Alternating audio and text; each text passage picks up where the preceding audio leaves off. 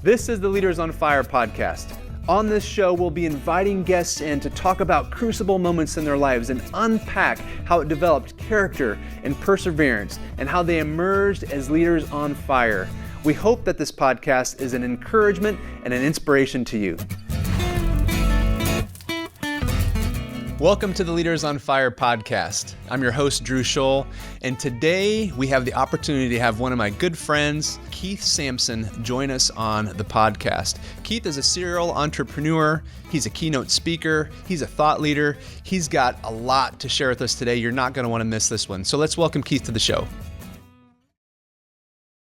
Keith, welcome to the Leaders on Fire podcast, man. Super pumped to have you here today. No, thanks for having me. I'm excited to be here and be able to have this conversation with you and give to your listeners. Awesome, man. Well, we have a good history together. We've known each other for quite a while, have lots of fun stories, lots of good memories, lots of work memories. We could spend all day chatting around all kinds of fun stuff. But for our listeners who might not know you, tell us a little bit about who you are. I am somebody who absolutely loves impacting the lives of others. In fact, I wear my Y on my arm, right? Change the world, specifically through business. But everything filters through that. So I'm somebody that originally, origin story, I'm originally from Maryland, outside of DC. Came out here to Indiana in the fall '95 to attend Grace College. And Winona Lake and Warsaw became my community and my home through just planting roots and working full time through college. And being here in Winona Lake and Warsaw has really provided the opportunity for me to step into being the best version of myself. And it started back then when I moved here. Man, that's awesome.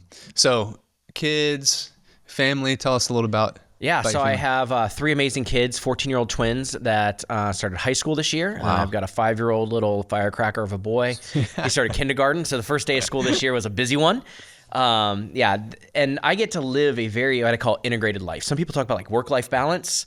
That does not exist. So, 3 businesses and 3 kids, I'm blessed to not be under the agenda of anybody else. Let's call it that, right? So I can wake up in the morning, work, get them ready for school, take them to school, go back to work, stop what I'm doing, pick them up from school. So I can be very involved in their lives on a day-to-day basis because I'm not stuck in an office. Now that requires a different type of understanding from my kids.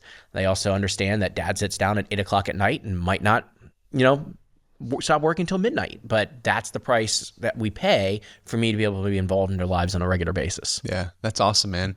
Well, now that we've lit the fire, let's fan the flame a little bit and talk about how you got 3 businesses now. You've got a lot of great things going on. You're making a lot of impact out there. How did you get to where you are today? And, share us a little bit of that story. And part of that story, you shared it in your GLS talk, and we kind of crossed paths at a particular point in our lives that was also formative into where you're at today. So share a little bit about your story. Yeah, so one of the most formative periods of time in my life was after college. I worked at Wildman Business Group from 2000 till 2012. And, 10 plus years of that was under the tutelage of Steve Bryant, obviously a massive influence to both of our lives. Did you go to Ding Dong School? Is that where you learned it all? We attended a little bit of Ding Dong School. We did. Steve Bryant Ding Dong School. Yeah, we got the certificate to prove it. But one of the really life-changing events that took place is 2006. Wildman took a group of people to the Global Leadership Summit up in Chicago, and that was the year that Bono, they did the interview with Bono. Yeah. That's how I can remember, whatever year it was at the first interview with Bono, that was the first year I went. And that really opened up my eyes to, oh my goodness, there's way more out here to learn besides what I learned in college and what I'm learning in work and life. It just takes the time and energy and money investment to seek it out and find it. And here are these amazing leaders, these people that are giving back to, at the GLS, hundreds of thousands of people around the world, and inspiring them to take steps forward, to grow, to be a leader, to deliver impact in the community, whether it's on a small scale or world-changing and country-changing scales. That really was the pivotal moment that ignited a spark that then burned over the last almost 20 years now of understanding the impact that can happen from the stage, the impact that can happen with, inspiring and powerful words and stories that can move people to change. And that's awesome. And so you're living that out now through your business. Yeah. Right. Your business is. And so you've taken that spark and that fire and that passion to reach the world, and you're doing that in the marketplace. Right. Is that the platform you're using? Yeah. I mean, so with the 3 different businesses, each one of them filters, like I said, through my why to change the world. And they just have different paths to do that. So for example, one of the things I truly believe in is that business can exist for a greater purpose than profits. Like that is fundamental to my core. It doesn't happen overnight. I have 5 different degrees of where businesses can exist to accomplish that. And sometimes it takes an evolution to get to the higher levels. But all 3 businesses at least have some form. So like in my Trident 21 business, I started All for One. And that is where, because I do like payment processing and point of sale as a segment of that business. So every 4 clients that I sign up in service, I sponsor a kid. So I roughly have like 23 or 25 kids that I sponsor every single month. And each one's tied back to one of our clients. They don't have to pay or do anything, but they know they have a profile of the kid just by doing business with me. There's a kid that's having their world changed. That's awesome. And the idea is hopefully it's not just a thank you, it's not reactive, it's also hopefully inspiring. They go, okay, is there things that I can do in my business that can also have impact outside of even just the local community, our own little sphere of influence, and have impact around the world? Cloud9 Multisport, the retail store. We directly support Water for Good. And so every pair of shoes, sandals, anything that we sell, once a quarter, I run a report. It doesn't matter how much they sold for, if they were discounted, full price, what the price was. I came up with a ratio. It's $3 for every single piece of footwear. We then donate to Water for Good, specifically for a wellhead. And so we now have, I think, 2 or 3 wellheads that we've completed, and they will be on our website in a way that customers can go back, look at the date range of when they bought shoes, see exactly which wellhead is associated with that date range, GPS locate it, see the village, see the people that are being impacted just because they chose to buy shoes from Cloud9 and support Cloud9. And then serve, same thing, clean water, but aside from just providing wells and wellheads, well maintenance is a big, big factor. That was something I learned in Scott Harrison's book, Thirst, that, it's one thing to provide the wells, but how many of them go down from a simple broken bolt or a crank or whatever it is, right? So Serve wants to be able to, and again, I think businesses often have great intention, and they can sometimes overcommit to the intention in the heart of wanting to help others, but not do it strategically. So the same thing I did with Trident and I did with Cloud9, I'm now doing with Serve, because Serve's a new business. I'm basically earmarking money, but we haven't given anything yet, because I believe you have to kind of let it run a full year, see where your numbers are, see where your profitability is, and not overcommit in a way that actually hampers the growth of the business and therefore eventually hampering the growth of giving. Mm-hmm. So we're in that phase of understanding a scalable way to provide money towards maintenance, and also doing it in a way that isn't just a reactive giving, but an inspirational giving, to where our clients, our partners understand the ratio, the factor. We can then communicate that effect back into lives where they like, man, I'm so glad I'm partnered with Serve. I'm so glad that Serve takes care of us, because it's regular business being done, but by choosing to do it with them, this impact is taking place. And again, hopefully it trickles downstream that they go, you know what, as a business, we can do something too. Man, that's awesome. Thanks for sharing those examples. Hopefully that challenges and inspires listeners who have the opportunity to use business to do good. And you've demonstrated that clearly. And I think for my family, I don't know if this is a good or bad thing, but I'm pretty sure now we've bought so many shoes from Cloud9 that we probably have our own well now over there. Possibly, so yeah. I'm not going to let Bobby know, because then she's going to want to go buy more shoes there. But I do have a Hoka running shoe problem, so I confess. I do need to get another pair. So all of that to say, this is where you are. This is how you're using the marketplace to impact the world and to live out your why. You didn't just arrive there without some hardship along the way. And right. So in this podcast, we talk about these crucible moments that shaped who we are as a person. And we know from Scripture that crucible moments, God uses those to refine. And he talks about metals, silver that goes into the furnace, and it melts away the impurities. And a silversmith knows when the silver is ready to come out, when he can see his image. And likewise it is with God. When we're reflecting his image, he pulls us out of the crucible and puts us on the assignment that he has. Now, some people deal with crucibles that last a lifetime, and some are short seasons, and some we pursue for our own growth. For example, you like to do Spartans, and you like to run and do marathons, and I'm in a similar camp wanting to do Ironmans and these types of things. And so sometimes we pursue that discomfort and enter into our own crucibles because we know that it produces character and perseverance. Sometimes we're in crucibles that we don't control, and I think you have a few of those in your life that have happened to you. And so just want to enter into the crucible with you and heat things up a little bit more. Okay. And let's talk about some of these life-changing crucibles you've had that have got to where you are today, and even some that you choose to pursue.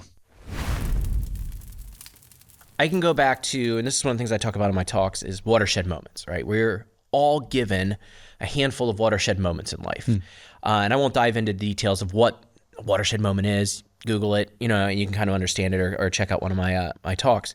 But I had one of my first watershed moments when I was 19, and my dad was diagnosed with Lou Gehrig's disease. And, and all of a sudden you hear the hero of your life has a terminal illness. That kind of shapes you a little bit, right? It puts you up against the wall.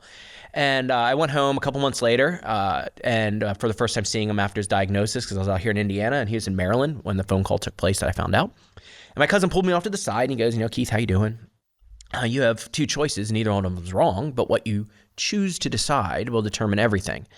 And are you going to choose to either go through it or grow through it?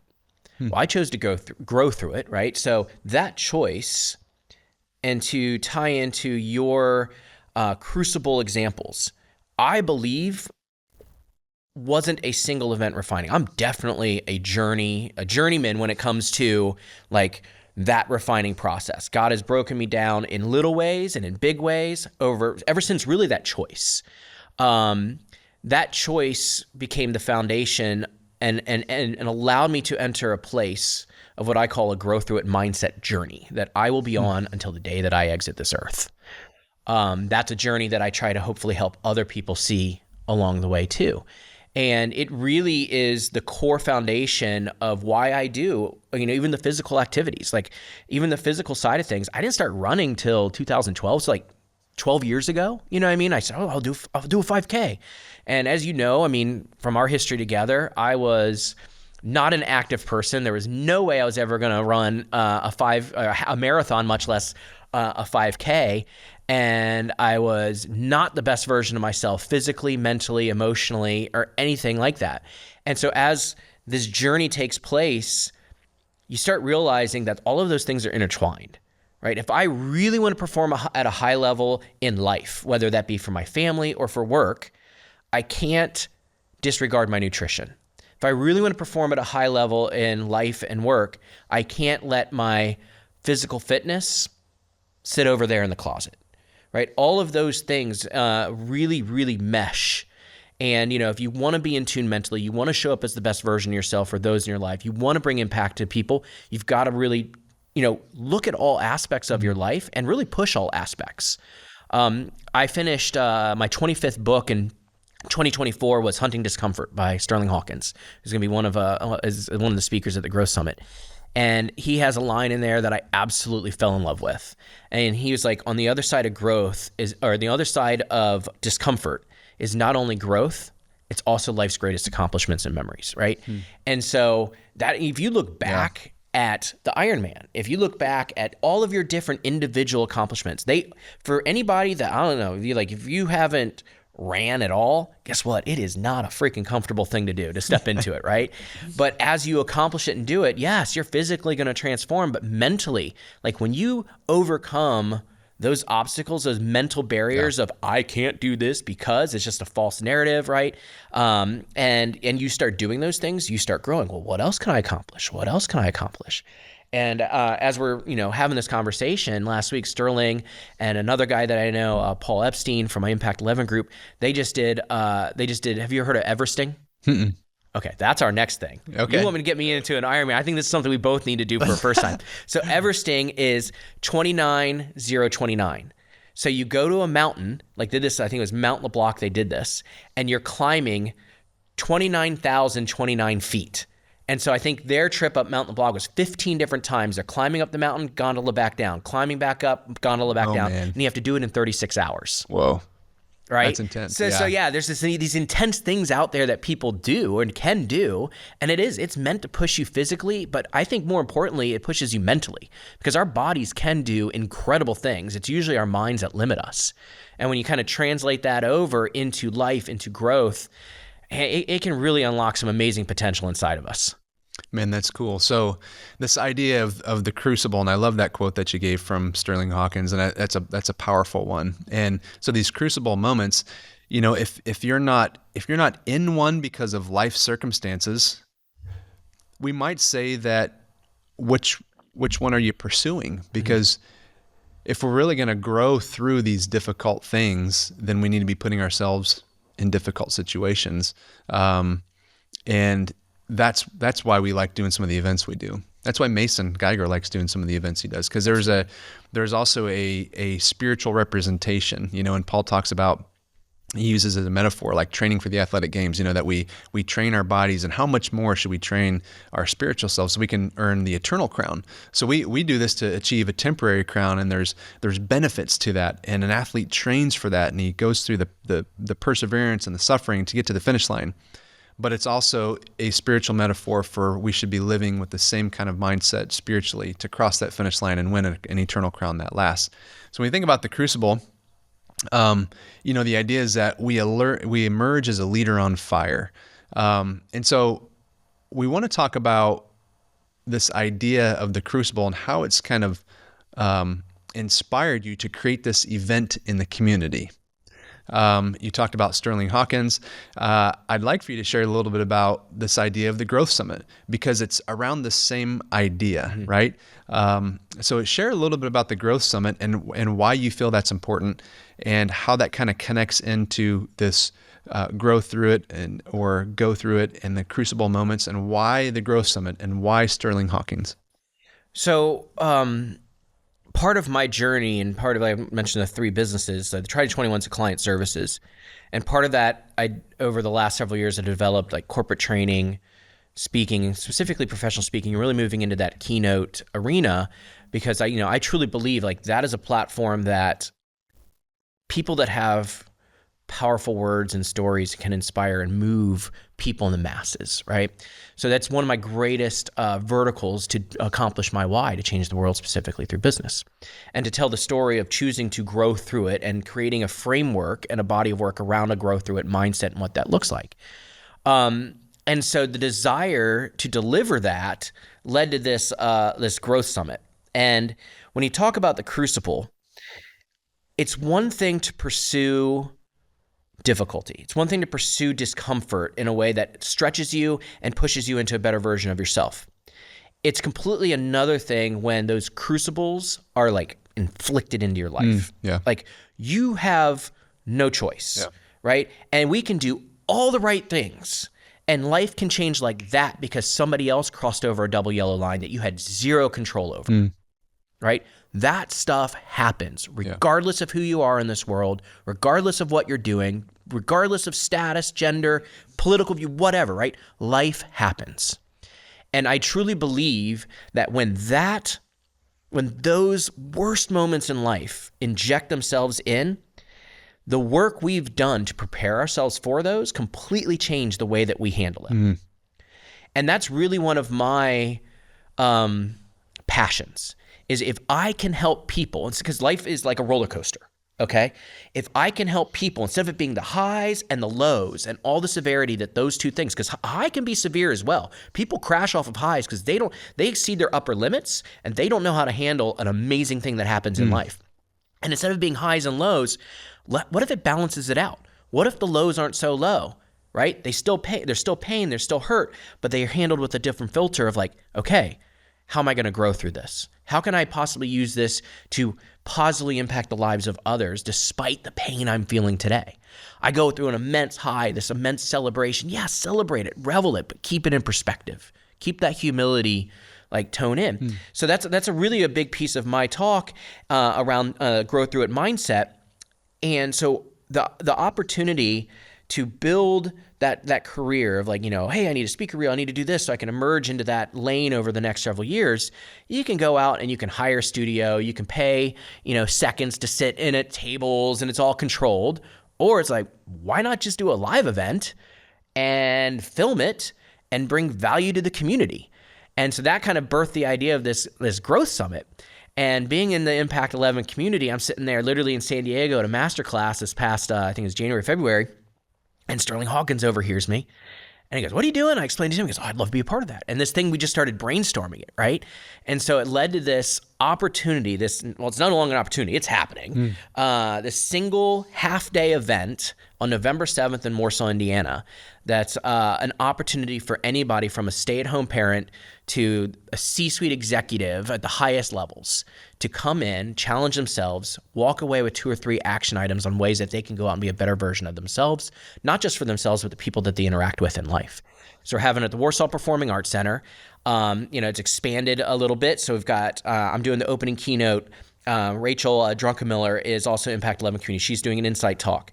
Then Rob Parker from the Chamber is leading a panel made up of local amazing leaders, Josh Wildman, Ben Higgins, Marsha Barnes, who's from Indy and supports the Wildman board, and author and speaker in of herself. And then Frankie Russo, he's doing an insight talk, and then Sterling Hawkins is doing the closing keynote.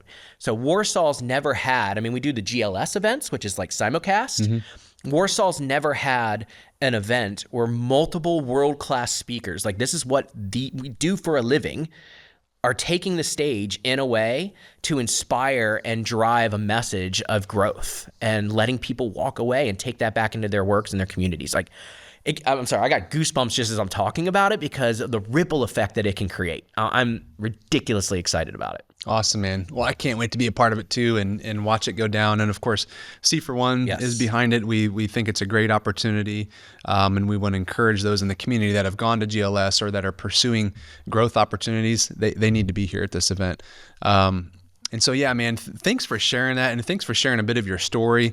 And hopefully, the idea behind this podcast is that it inspires people to be leaders on fire. Clearly you have energy and passion for what you're doing. And, our goal is to help people in life with that same type of thing. Help them to get on fire for the Lord, on fire for their why, so that they can passionately pursue the things they're called to make an impact. So thanks for sharing a bit of your story with us, Keith. Absolutely. My pleasure. And I'll kick back as a leader on fire. People that are listening to this, just walk the journey, right? Everybody's journey is different. Everybody's journey is a different period of time. As long as you're walking the journey, you are having impact on the lives of others. Don't think, to be a leader on fire, it has to look like this. Yeah. No. Just step forward and it'll just start the flywheel. And the rest will take care of itself. But people have to take that step forward action. Yeah, that's a great call out, man, because I do think some personalities get, paralysis by analysis. They think it's got to be this big thing and they can't even take that very first step. And it's like it's in some ways we almost got to detach from outcomes and just take that first step that we know to be faithful and watch it unfold, because I've seen, and you've seen too, when you do that, actually what God does is more than we can think or imagine, and doors start opening in ways we didn't even think about just because we took a step and we took another step and we keep moving forward.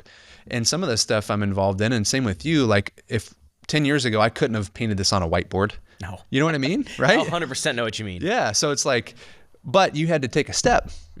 And you might have had a vision for what the future could be, but as we navigate that journey, as you're talking about, it is taking those steps. So I'm super thankful you called that out, because I think that is a key part of being a leader on fire is moving forward and taking those steps. And like you talked about your 25th book, that you're taking steps to continue to grow, and it just positions your availability and what you can be a part of because you're moving forward. Yep. So thanks for calling that out, man. And again, thanks for being on our show. Super excited to get this released for people. No, thank you for having me. Awesome, man. Thank you for listening to today's episode. Perhaps it has prompted a painful memory or challenged you to reflect on times you were in the crucible. Some of you may be in a crucible now, but be encouraged. Maybe, just maybe, God is using this to refine your character so that you emerge as a leader on fire. If today's episode was an encouragement to you, share it with others who may also find encouragement in the Leaders on Fire podcast. So, let's go into the world sent out as leaders on fire. Until next time.